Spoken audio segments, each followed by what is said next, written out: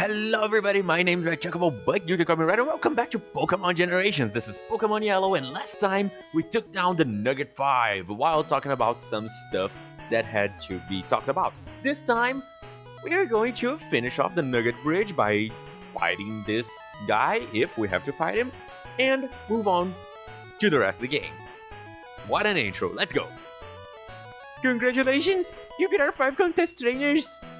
You just earned a fabulous prize! Oh, and you got a nugget! That's why it's called Nugget Bridge? Wow, I thought it had something to do with chickens. By the way, would you like to join Team Rocket? Do I have a say in this? We're a group dedicated to evil using Pokémon. Oh, it's good that you guys have a clear, what is it called? I forget. A clear objective. Wanna join? Not particularly. Are you sure? Yeah, I'm quite sure. Come on, join us! Sorry, nope.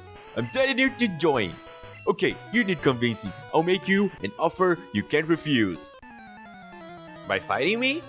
I don't know if you noticed, but I kinda beat off 5 trainers in a row back there.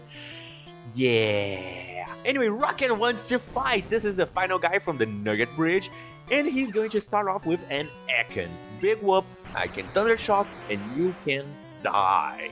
Or faint, because Pokemon don't die. Apparently you have Leer lowering my defense. Big whoop, big whoop. So how are you guys doing today? Pretty. Was that useful? I don't know. Should it count? It will count. Ow. Zoo, stop it, jeez. No, Zoo the bird, not the... This is going great already. First time I've recorded in a couple months, and this is what happens. And then he's going to send out a Zubat. Of course, I don't want to switch. Ah. So what's been going on with me? Well, I recently bought... yeah, I guess that was necessary. I recently bought The Legend of Zelda Twilight Princess HD, and I gotta say, that game looks gorgeous. Holy smokes, it looks so good. Ah, and the quick menu is so great. It looks like everything that people ever thought was wrong with that game, they just decided to fix it in the HD remake. That was amazing. Link climbs faster, the rupee message doesn't show up anymore, finally! And a lot more stuff. Ah, it's so good. And the amiibo functionality is pretty awesome. Anyway, with your ability, you could become a top leader in Team Rocket. Dude, why would I want to become a leader? Come on. And yeah, we beat him, and we're done. Pikachu didn't even lose health. That's my guy. He's so happy. Anyway, there are a few things that I want to talk about here regarding a certain exploit slash glitch that we can do. And it involves this trainer right down here. This trainer has a line of sight of this one square right here. No!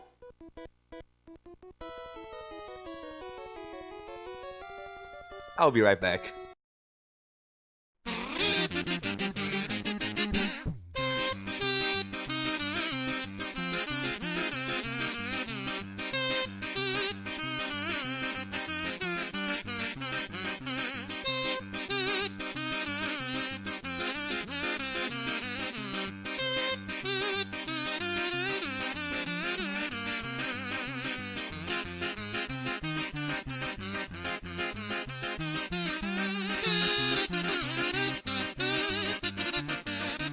Anyway, I made a boo-boo. I've never been good at turning, especially in these old games. Right now I'm just like there.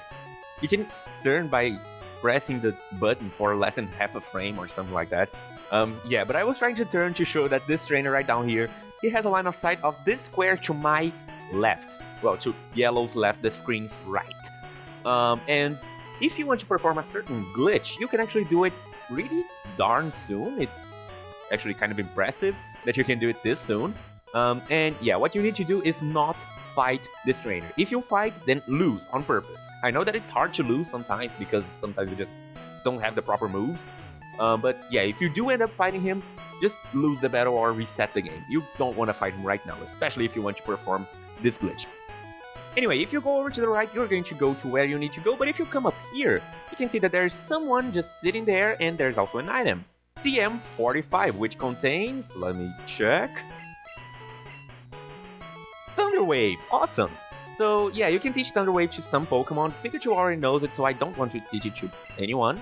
So yeah, you have it. If you need it, you can use it. But we also have this guy right here. Let's talk to him. I'm no good at raising Pokemon. I should release my Charmander. Because I haven't raised it well. Oh, flashback. Flashbacks. Switch plays Pokemon. If you promise me you care for it, it's yours. Oh, that's so awesome. So you're gonna give me a Charmander for free? Well, I will dilly dang take it. And we got a Charmander. Awesome. And here, ladies and gentlemen, we have yet another one of the 3 Kanto stars. It feels like we just got Bulbasaur, but yeah, here we have another one. This guy is Charmander. Charmander is the fire type out of the 3 starters. It is pretty respectable. It is the fastest starter that you can get here in Kanto, and it will specialize in speed. It has equal attack and special, well, not exactly equal, but hey, pretty much equal attack and special, meaning that it can reliably use physical and special attacks without worrying too much. When it comes to its defense, you don't really have to worry that much. I mean, you will be taking physical hits, so the defense will be used to calculate it. But when it comes to weaknesses, Charmander has 3. One of them is special, which is water. Well, water beats fire, who would have guessed? The other 2 are rock and ground. Ground is a dangerous type, but rock just isn't that much of a danger. I would dare say that rock is probably the 4th weakest type here in Generation 1. Simply because it doesn't have that many attacking moves. I mean, it does have a couple, but they are so spread out throughout the game that you don't have to worry about taking rock type hits. Watch it, I say this, and on the next episode I'm gonna be taking a stone edge to the face. So you don't really have to worry that much about rock types. As for ground, yes, in the beginning you will have to worry about them. They are really dangerous to Charmander. But in the beginning of the game you don't need that many attacking ground type moves. And by the point that you will actually start needing them, ground will not be a factor for Charmander anymore. So yeah, you don't have to worry about it that much. So Charmander is definitely very respectable. It is fast, it can dish out reliable damage, both physical and special, and when it comes to its weaknesses, all you have to worry about really is water. At least in the beginning of the game, because later on, well, that's a whole nother story. Now there's a little something that I wanted to talk about which will become prevalent on Generation 2, which is the special split. As you already know, special stats here in Generation 1 is one set for both offense and defense. On Generation 2, it will be split into special attack and special defense, meaning that some Pokemon from Generation 1 will suffer a lot. They will suffer so much because of that special split. And I wanted to give those Pokemon a chance to shine, because after Generation 1 they won't have that chance. So what I decided to do when building my team of 6 Pokemon was to use a few Pokemon that will be hurt by the special split.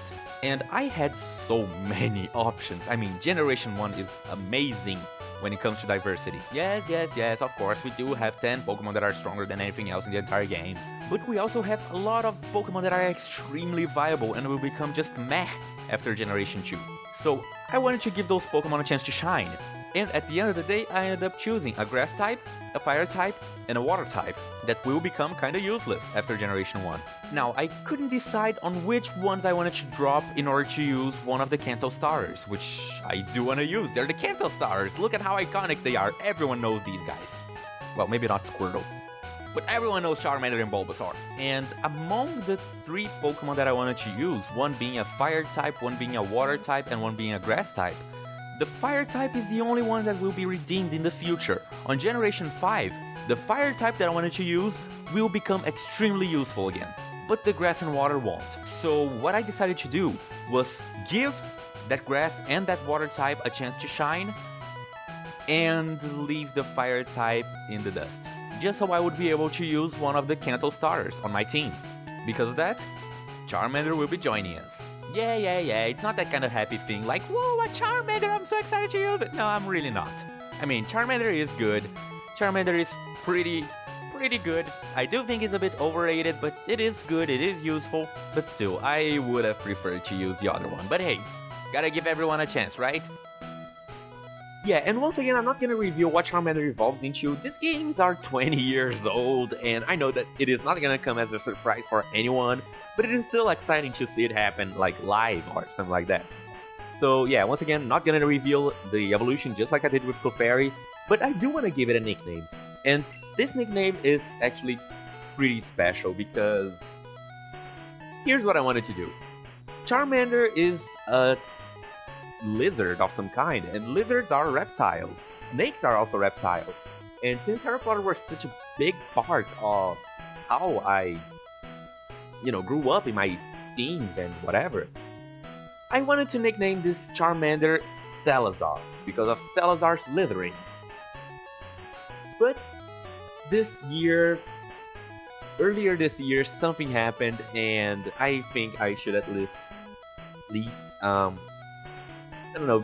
do something about it. Not that there's anything to be done about it, but I think this is fitting.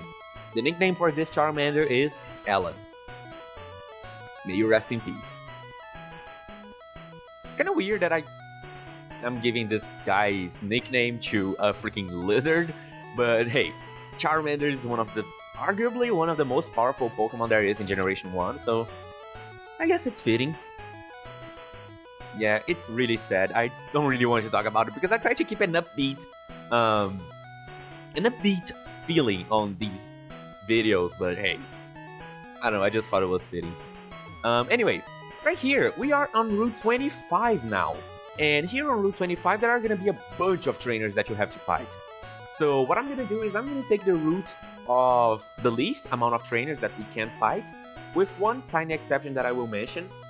But yeah, you just follow my route and you fight the least amount of trainers. What I'm gonna do is I'm gonna put Alan up front, just so he can take some of the experience that we can get.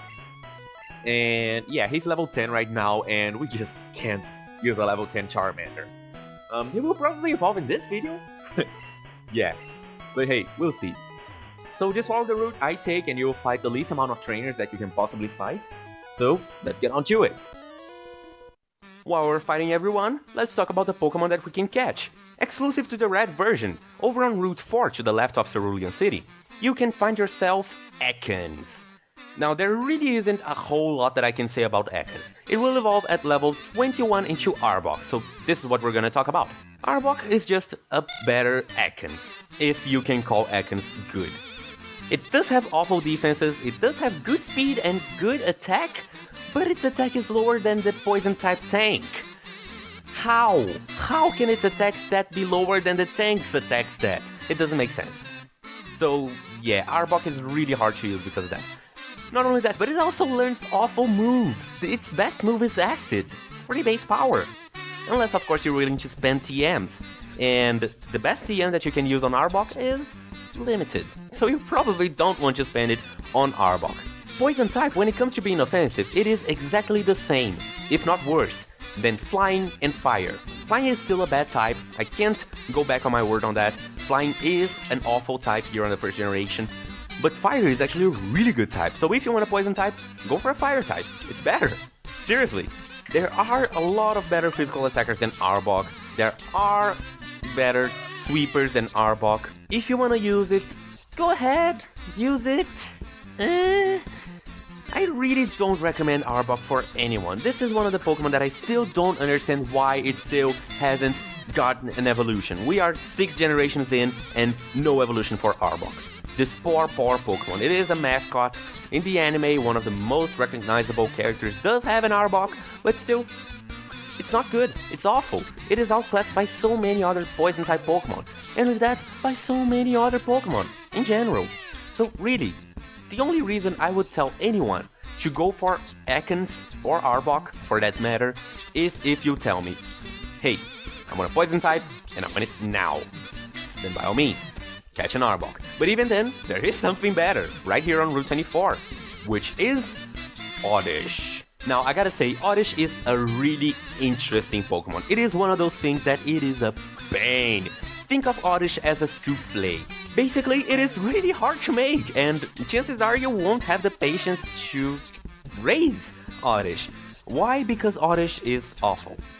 Oddish is really bad. Oddish is, just bad. It evolves at level 21 into Gloom, and we're gonna talk about both of them at the same time. Both Oddish and Gloom of course being a little bit better than Oddish, have decent attack and good special. somewhat slow speed, but its defense is... well, it has good HP, but its defense is somewhat lackluster. It's grass poison, just like pretty much every single grass type here in this game. It does evolve via stone. It requires a leaf stone, so, you know, hold that off until you get the good moves because it won't learn anything else once you evolve it. But here's the thing, Oddish will learn Acid at level 24, which is a poison type move, 40 base power, and it does have a somewhat good attack to back it up. You know, it can be used. Acid will not be useless on your move pool. Gloom will learn it at level 28, so there is that. You might want to hold off the evolution until it learns Acid at 24, because otherwise it is gonna stay useless until you reach that level 28 as a Gloom. So yeah, at least consider holding off the evolution until level 24. If you want, even up to level 33, when Oddish learns its signature move, Battle Dance. Battle Dance is a really powerful move. 1 PP will attack for 3 or 4 turns, with Grass type, 100% accuracy, 100 base power. Oddish is the only Pokemon that can learn this, and of course, Gloom as well. Oddish will learn at 33 and Gloom at 38, so honestly, it's up to you, which one you want to use. I do recommend that you use Oddish until level 33, it will be really hard, you are going to be doing a lot of switching simply because Oddish cannot hold its own well against other things, but if it means getting something as powerful as Vileplume as early as possible, I would say it's worth it, if you are willing to go through the pain. Vileplume is the second best grass type attacker and the 5th best physical attacker among grass types, meaning that it can reliably use its poison type and the grass type at the same time. It is weak to a lot of things because it is grass, it is poison, especially because of those freaking psychic Pokemon, but it is really strong. I wanted to use a Vileplume for my team, but I did not want to go through all the pain of raising an Oddish. It really is really hard to raise. It is basically just a slow, more reliable Venusaur with actually offensive poison typing, which Venusaur doesn't have. So catch it if you want to, don't if you don't want to. It is exclusive to the red and yellow versions, not present on blue, but Vileplume, definitely worth it. Now, unavailable on the red version as a counterpart to Oddish, we have Bellsprout. Bellsprout is a really strong mixed attacker, meaning that it has good attack and good special. Its defenses are somewhat lackluster, but it does have good speed to back up those stats. It learns Acid at level 26. It comes with Vine Whip, 55 base power grass type, really good.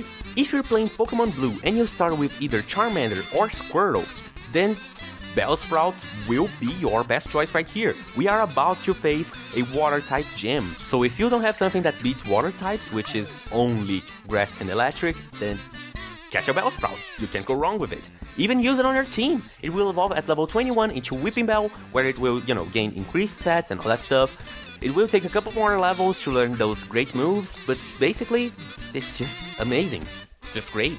Its best moves are locked behind TM, so you will have to spend those if you want to put Whipping Bell to its full potential. And once again, just like Oddish, it will evolve via Leaf Stone, so it will not learn any moves after it evolves, except of course for TMs. So I highly recommend Victreebel. Victreebel is a beast. There are better physical attackers, there are better special attackers, but this is a great jack of all trades. It learns great moves, it has great stats, it has good typing, and all you gotta do really is watch out for its weaknesses, which are plentiful. It is a grass poison, so it does have a lot of weaknesses. But if you can get past those, there's no going wrong with Victreebel. It is really strong. Now, why is it a counterpart to Oddish? Well, Oddish is a late bloomer. Bellsprout is an early bloomer. Bellsprout will remain strong, but there will come a time when it will stop being OP. It will become just as powerful as everyone else. But right off the bat, it is amazing. There's really not that much to it. I recommend you catch it. Next up, we have Venonat. Venonat is an interesting Pokemon to say the least. It is not awful. It really is pretty good. It has good HP and defense, especially for a first form. It is slow, its attack is not terrible, but it doesn't get good moves unless you spend TMs on it. And at this point, you don't have those TMs. It will take quite a bit of time for Venonat to be amazing. It will learn Confusion pretty early on, but it doesn't have the special stat to back it up that well. All in all, Abra is better than Venonat, but if you manage to raise it up to level 31, which yes, it will take some time, it will evolve into Venomoth. And this is pretty interesting. because it will switch from a physical attacker into a really strong special user. It has the same speed as Pikachu, so you know it's really fast. It does not have the best attack, but it is still a usable attack set. It is one of the best psychic attackers there is, with debuffs to back everything up. So honestly, Venomoth is really good. If you're looking for a psychic attacker, there are better things. There is one right here on this route. But if you're not looking for specifically psychic attackers, if you're looking for something to disable your enemy and, inflict it with stats and still deal some good amounts of damage, Venomoth's your guy. Seriously, do consider using it. It's not awful.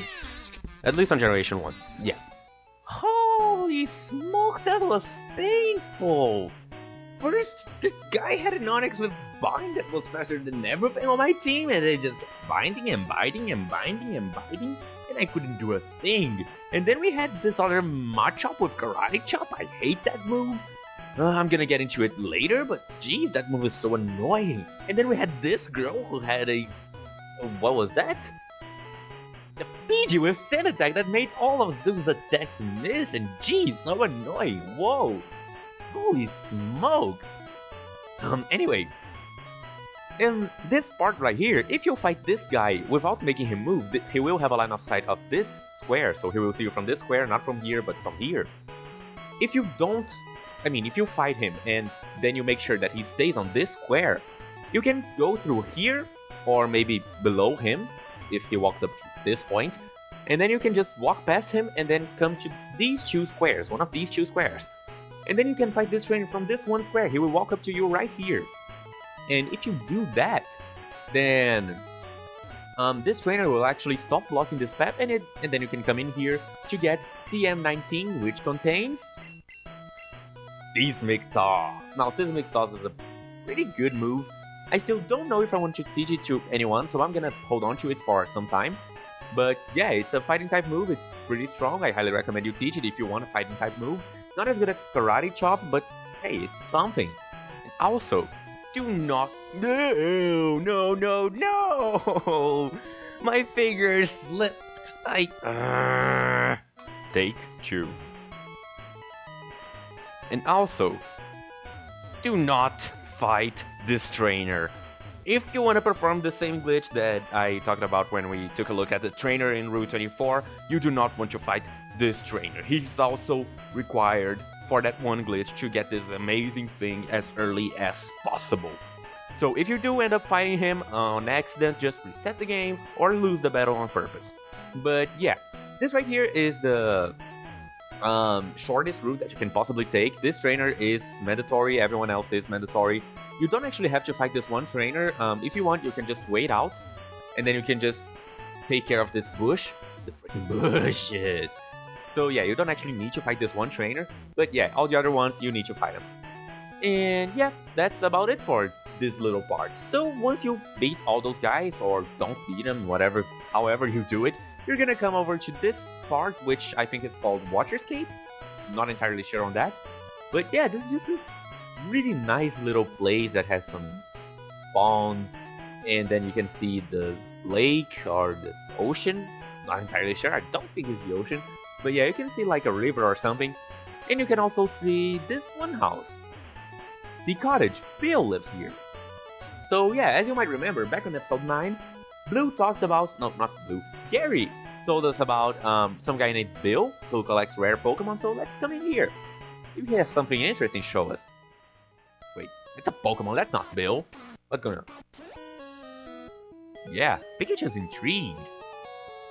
Huh, how weird. Hiya, I'm a Pokemon. Yeah, right, Pokemon don't talk. No, I'm not. What? Huh? Call me Bill. I'm a true blue main Pokemaniac. True blue? What would that even mean? Hey, what was that skeptical look? You look like a Pokemon. I'm not joshing you. I screwed up an experiment and got combined with a Pokemon. What? So how about it? Help me out here? Sure. I guess. When I go into the teleporter, go to my PC and run the cell separation system. I have no idea what is going on right here. Yeah. Basically, I look just like Pikachu does right now. So he went into the cell separation whatever, and we have to run a couple... I have no idea what's going on. Let's just... Yeah, we initiated the teleporter cell separator.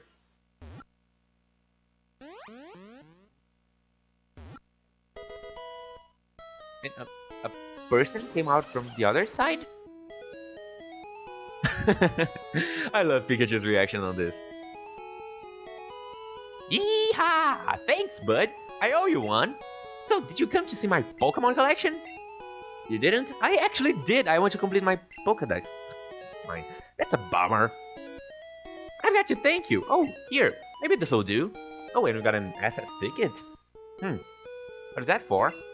That cruise ship, SSN, is in Vermilion City. Oh, let's go. Its passengers are all trainers. Really? Jeez, that's interesting. They invited me to their party, but I can't stand fancy dudes. Why don't you go instead of me? Sure. Free food? Why not? Okay then. Yeah. So apparently Bill is some kind of scientist or something, and he screwed up an experiment and got mixed up with a Pokemon. We can find out a few years down the line that it's actually a Clefairy that he got mixed up with. So yeah, let's talk to him again. The cruise ship? Oh, he just says the same thing.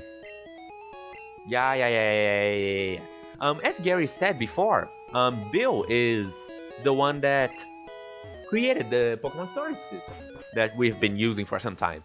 So yeah, that's also interesting. I think that after you view that event, then instead of saying someone's PC, the PC is actually gonna say Bill's PC. So that's interesting. And also, if you don't have Pikachu following you, if like Pikachu is knocked out or maybe on the PC, then he's just not gonna have those events. If you're speedrunning, it is a good idea to deposit Pikachu because he's gonna have many different interactions with pretty much everything, every city that we visit. So yeah, if you're speedrunning, Pikachu is gonna eat up some of your time, so deposit him on the PC. But that's common knowledge, I don't think I have to talk about that. So yeah, let's stop by the Pokemon Center real quick, and let's deposit Mankey, Wilson, because now that we have three team members, Ellen, Tattle, and Zoo, Wilson is not necessary anymore, not at all, he's just gonna be overkill. So I'm just gonna deposit him on the PC and we'll never see him again. Just kidding, yeah, it says Bill's PC now, that's cool, now that we know who Bill is. And let's just deposit Wilson. I'm gonna keep Distractio around because I'm gonna be using him pretty soon actually, so yeah, gonna keep him around. Next up we're gonna rest, and I think that's gonna be it for this episode. So next time on Pokemon Yellow, we're going to be doing some more stuff, probably taking on the gym right here in Cerulean City. So thank you guys for watching this one, and I'll meet you on the next one. Goodbye.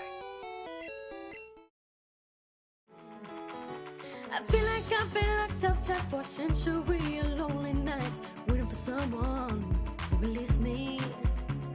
You're licking your lips, some long kisses my way, but that don't mean I'm gonna give it away. Baby, baby, baby. Oh, my body's saying let's go. Oh, my heart's saying no. If you